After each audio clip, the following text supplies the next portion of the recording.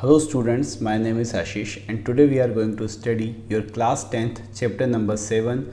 The name of the chapter is A Report of an Adjudged Case. बहुत ही unique सा concept है और क्या बताया गया है इसके अंदर, जो कोर्ट रूम के अंदर चलता है असल में वो उसको सटायर के रूप में या फिर यह कहा जाए कि एक तरह से सरकाज़्म लेकर उसे शो करने की पोइट कोशिश कर रहा है. It is a poetry, a fight between nose and eyes. You can see in the picture there is a nose versus eyes, and the whole drama makes this poetry very unique because the whole drama is about a spectacles. चश्मे को लेकर ये कहानी है, यह लड़ाई है कि नाक चश्मे के है ना, नाक बिलोंग करती है चश्मे को या आंखें बिलोंग करती है चश्मे को. आंखें कह रही है कि मैं ना हूँ तो चश्मे का काम ही क्या है. नाक कहता है कि अगर मैं नहीं होऊंगा तो चश्मा टिकाओगे कहाँ पर, है ना. ये जितने भी चश्मे वाले हैं उनके लिए तो बहुत ही है ना स्पेशली पोएम हो जाती है. So let's start the poem. चलिए शुरू करते हैं कि ये पोएम में है क्या. The name of the chapter is a report of an adjudged case and written by William Cowper. Was a poet who was qualified as a lawyer. ये बहुत अपने आप में लॉयर थे, ये खुद ही लॉयर थे. His legal career was interrupted by an attack of madness. पागल हो गए थे ये और पागलपन के कारण इनका जो करियर है वो स्टॉप हो गया था बीच के अंदर, वकालत नहीं कर पाए. When he recovered his mental health he retired to the country where he lived a quite life.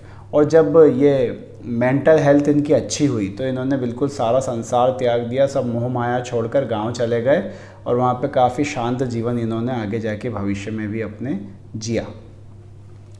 He wrote the famous hymns hark my soul it is Lord and God moves in a mysterious way. जिन्होंने बहुत सारी श्लोक या फिर hymns या फिर कह सकते हैं कि ना इन्होंने बहुत सारी पोइट्री रची वहाँ पे जाके. Admirable letters show his gentle and humane personality. कुछ लेटर्स लिखे जो बहुत ज़्यादा फेमस हुए. He wrote poetry in a simple and gentle style. काफ़ी आसान भाषा में, काफ़ी जेंटल लैंग्वेज में इन्होंने पोइट्री को लिखा. In this poem Cowper has use the language and background of the court room. इस पोएम में काउपर क्या कर रहे हैं, जो लैंग्वेज है, जो बैकग्राउंड है, वो कोर्ट रूम का बैकग्राउंड, कोर्ट रूम की लैंग्वेज को लिख रहे हैं, बता रहे हैं. To provide humorous effect. और यहाँ पर व्यंग यानी कि हंसी वाली जो इफेक्ट है उसको क्रिएट कर रहे हैं. A strange dispute arose between the nose and the eyes. Strange, अजीब सा dispute, विवाद उठ खड़ा होता है नोज़ के बीच में और आइज़ के बीच में. Both claiming their sole right over the spectacles. दोनों ही चश्मे पर अपना अधिकार जमा रहे हैं. The tongue acted as a lawyer. इन दोनों के बीच में लॉयर या वकील का काम ज़ुबान करती है. And the ear is the chief baron. Baron मतलब होता है सबसे शक्तिशाली आदमी, जज बोल सकते हो आप उसको, कि यहाँ पे कान जज हैं, ज़बान वकील है ना. और टू बैलेंस द लॉज यानी बैलेंस लॉ को बैलेंस करने के लिए कान यहाँ पर क्या बना है, जज बना है. सबसे पहली जो स्टांजा है उसको शुरू करते हैं. Between nose and eyes a strange contest arose. नाक और आँख के बीच में एक अजीब सा कॉन्टेस्ट खड़ा हुआ है. The spectacle set them unhappily wrong. दोनों को स्पेक्टिकल ने काफ़ी दुखी किया है और दोनों झगड़ रहे हैं इस बात पे. किस बात पे? The point in dispute was, झगड़े की जड़ थी, ऑल द वर्ल्ड नोज, जो कि सारी दुनिया जानती है, to which the said spectacles ought to belong, कि ये चश्मा बिलोंग किसको करता है, आँखों को या नाक को. किसके बिना इसका काम नहीं चलना है, आँखों के बिना या फिर नाक के बिना. सो टंग वॉज द लॉयर. यहाँ पर जो ज़ुबान है वो क्या बन जाती है, वकील बन जाती है. एंड आर्ग्यू द कॉज, और वो आर्ग्यू करेगी है ना दोनों की तरफ से. यानी कि एक बार वो क्या करती है, और एक बार वो आँखों की तरफ से ना केस लड़ेगी और एक बार वो नाक की तरफ से केस लड़ेगी. With a great deal of skill and a wig full of learning, है ना. बहुत ही ज़ुबान जो है वो अपनी स्किल्स में बिल्कुल महारथी है. विग फुल ऑफ लर्निंग का मतलब होता है उसने बहुत सारा नॉलेज इकट्ठा कर रखा है, तो उसके जो नॉलेज है, उसकी जो स्किल्स है, उस पर कोई शक नहीं है कि ज़ुबान जो है वो वकालत में बहुत अच्छी है. While chief baron ear sat to balance the laws. जो चीफ है ना बैरॉन है या फिर जो जज है वो किसे बनाया गया है, ईयर को, कानों को बनाया गया है ताकि वो लॉ को बैलेंस कर सके. So famed for his talent in nicely, है ना, डिसर्निंग, और वो अपने इस टैलेंट के लिए कि वो जज बहुत अच्छा करते हैं, वो इस काम के लिए बहुत ज़्यादा फेमस हैं। In behalf of nose it will quickly appear and your lordship, सबसे पहले जो ज़ुबान है वो नोज़ के फेवर में, नोज़ के बिहाफ से बोलना शुरू करती है जज के सामने। एंड योर लॉर्डशिप, लॉर्डशिप आप जानते हैं जजों को, है ना, माय लॉर्ड, लॉर्डशिप ये कहा जाता है, तो वो कहता है and your lordship he said will undoubtedly find, हम बिल्कुल पता लगा लेंगे, और इसमें कोई शक की बात नहीं है कि हम पता लगा लेंगे, that the nose has had spectacles always in wear, आप तो जानते ही हैं जज साहब कि जो नाक होती है इस पे चश्मा हमेशा टिका रहता है ना, which amounts to possession time out of mind, ठीक है। तो वो कहता है कि बिल्कुल समय को तो हम बता भी नहीं सकते कि कितना, लेकिन नाक पे हमेशा ही रहता है वो। आगे वो लिखता है then holding the spectacles up to the court, वो चश्मे को उठाकर हाथ में लेकर दिखाता है, कौन, ज़ुबान, है ना, स्पेक्टिकल को कोर्ट में सबके सामने दिखाता है। Your lordship observes they are made with straddle, straddle क्या होता है, ये चश्मे की ये जो बीच की लाइन दिख रही है आपको, है ना, मैं आपको चित्र में दिखाता हूँ, ये स्ट्रेडल होता है जिस पे मैंने गोला लगवा रखा है, ठीक है, ये जो होता है इसको स्ट्रेडल कहते हैं। तो वो क्या कह रहा है कि your lordship observes they are made with a straddle, आप देख सकते हैं कि स्ट्रेडल से बना, और स्ट्रेडल क्यों बनाया गया था, ताकि नाक के ऊपर टिक सके, as wide as the bridge of the nose, और ये इतना ही चौड़ा ये स्ट्रेडल बनाया गया है जितनी नाक चौड़ी होती है।